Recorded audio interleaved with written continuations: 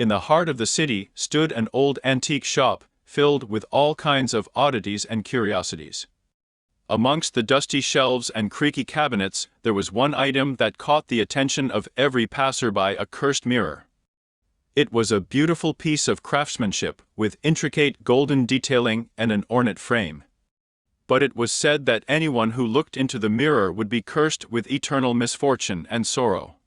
Despite its ominous reputation, the mirror was coveted by many who were willing to take the risk for a chance at its supposed magical powers.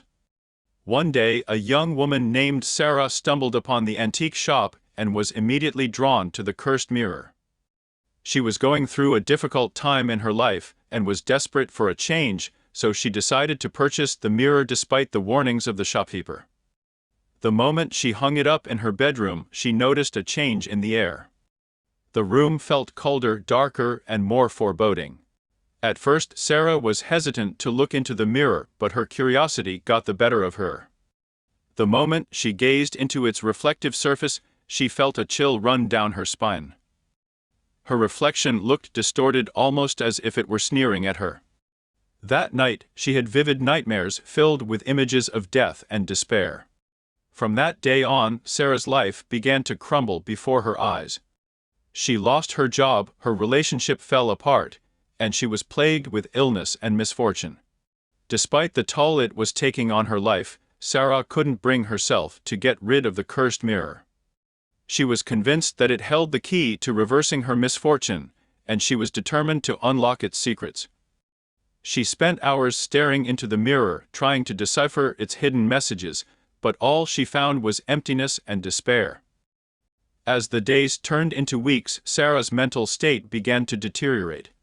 She became paranoid and delusional, convinced that the mirror was speaking to her and controlling her every move. Her friends and family grew concerned and begged her to get rid of the cursed object, but Sarah was too far gone. She was obsessed with the mirror and couldn't bear to part with it.